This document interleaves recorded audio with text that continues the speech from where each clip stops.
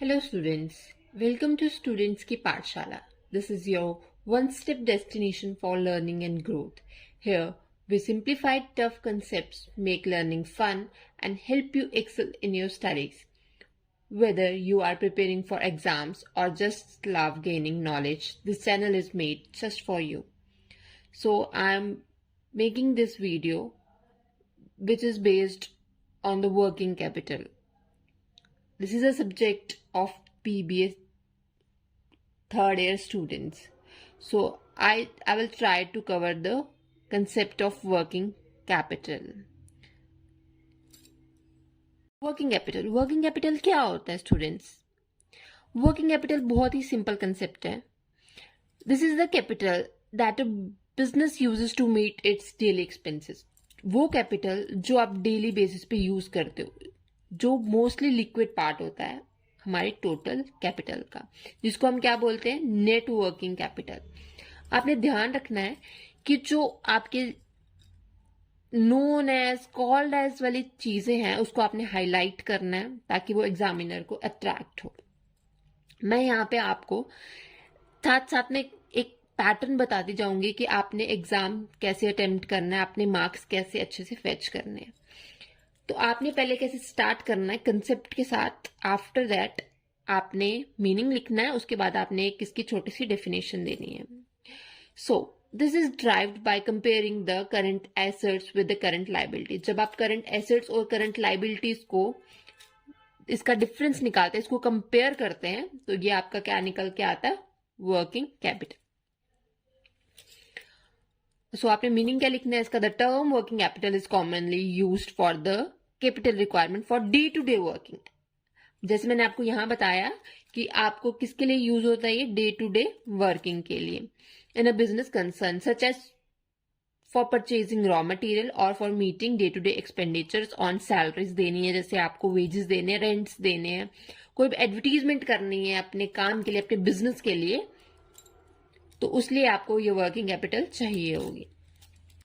Definition. According to Weston Briham, working capital refers to a firm's investment in short-term assets such as cash amount, receivables, inventories, etc. But as per accounting terminology, it is difference between the inflow and outflow of fund. Students, ये चीज आपने ध्यान रखनी है जब आप किसी के नाम की डेफिनेशन लिख रहे हो. जब आप इसमें एप्स्ट्रॉफी लगा रहे हो तो आपको उसमें एज इट इज ही लिखना है. अगर आपको ये डेफिनेशन याद नहीं है अच्छे से तो प्लीज इसको स्किप कर दीजिए. सेकेंड पार्ट हमारा क्या है इसमें, kinds of working capital. After writing concept, meaning and definitions, next we have to write the kinds of the working capital. First, permanent working capital. Permanent working capital कौन सी होगी हमारे पास, जो लॉन्ग टाइम के लिए स्टेबल होगी. This refers to that minimum amount of investment in all the current assets. हमें छोटे छोटे इन्वेस्टमेंट्स करनी है सारे करंट एसेट्स पे, जो लंबे समय के लिए हमें मदद करेगी, which is required at all times to carry out minimum level of business activity, जो बिजनेस एक्टिविटीज के लिए हेल्प करेंगी. और ये कॉन्टिन्यू बेसिस पे चलती रहेगी over the entire year. Temporary working capital कौन सी होगी, the amount of such working capital keeps on fluctuating. ये फ्लक्चुएट होती रहती है टाइम के साथ में. For example, extra inventory has to be maintain to support sale. Extra inventory चाहिए हमें एक्स्ट्रा सेल के लिए जब हमारा पीक पीरियड होगा, जब हमारी सेल पीक पे होगी. अब हम फिगर से समझते हैं, फिगर 1, फिगर 2. फिगर 1 में क्या बता रहा है, ये परमानेंट है और फिक्स्ड है, लॉन्ग टर्म के लिए स्टेबल है साथ में. और टेम्परेरी में देखिए कि इसमें क्या हो रहा है कि जो वर्किंग कैपिटल बढ़ रही है with the passage of time due to expansion of business. जब आपका बिजनेस एक्सपैंड हो रहा है तो आपकी जो वर्किंग कैपिटल है वो भी क्या हो रही है, इंक्रीज हो रही है. डिटर्मिनेंट्स ऑफ वर्किंग कैपिटल, ये हमारा थर्ड सब टॉपिक है इस क्वेश्चन का. इसको आप क्या बोलेंगे, फैक्टर्स इन्फ्लुएंसिंग भी बोल सकते हैं, फैक्टर्स अफेक्टिंग भी बोल सकते हैं. ठीक है, आपको स्टार्टिंग में कुछ हेडलाइंस लिखनी है, उसके बाद आपको इसको कैटेगराइज करना है 2 पार्ट्स में फ्लो चार्ट बना के. Factors determining working capital. Internal factors, external factors. Internal factors में क्या क्या पॉइंट्स आ रहे हैं? फर्स्ट पॉइंट के nature and size of the business. आपको पता है कि वर्किंग कैपिटल नेचर और साइज को बहुत अच्छे तरीके से इफेक्ट करती है, क्योंकि जैसे आपका बिजनेस का नेचर है, जिस तरीके का आपका बिजनेस है, जिस तरीके का आपका साइज है बिजनेस का, उस तरीके से वर्किंग कैपिटल बढ़ेगी और कम होगी। अगर आपके बिजनेस का साइज बड़ा है तो आपकी वर्किंग कैपिटल बढ़ जाएगी, अगर आपके बिजनेस का साइज छोटा है तो आपकी वर्किंग कैपिटल भी कम हो जाएगी। Second point, firms production policy.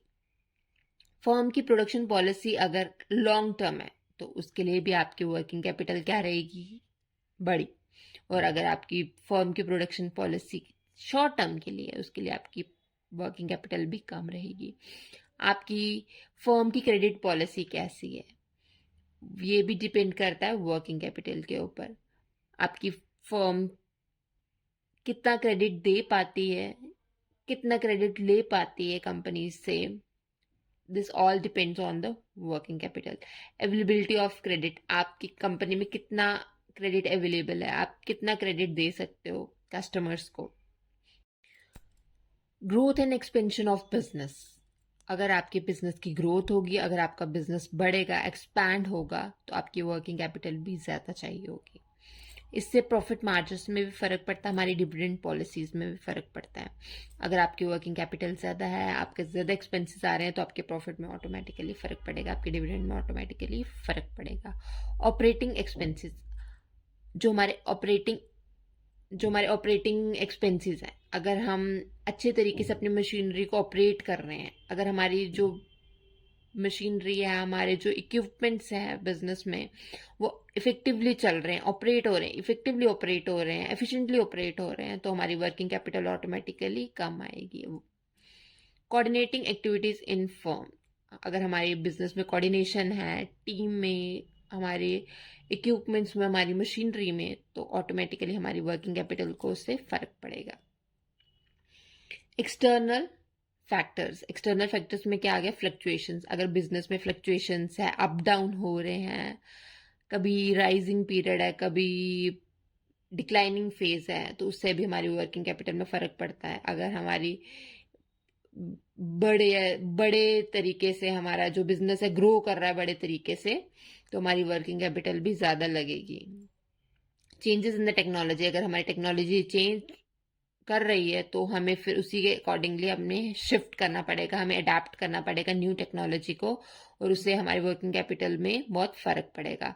Import policies में अगर चेंजेस आते हैं कोई, तो अगर हमने कोई इंपोर्ट करना है किसी चीज़ में, तो हमें ऑटोमेटिकली उसमें कॉस्ट ज़्यादा बेयर करनी पड़ेगी। इंफ्रास्ट्रक्चरल फैसिलिटीज़, अगर आपको अपना इंफ्रास्ट्रक्चर इम्प्रूव करना है तो ऑटोमेटिकली आपको वर्किंग कैपिटल को भी इंक्रीज करना पड़ेगा, ताकि आप एक अच्छा इन्वायरमेंट, अच्छी सराउंडिंग्स, अच्छा इंफ्रास्ट्रक्चर प्रोवाइड कर सके अपने स्टाफ को।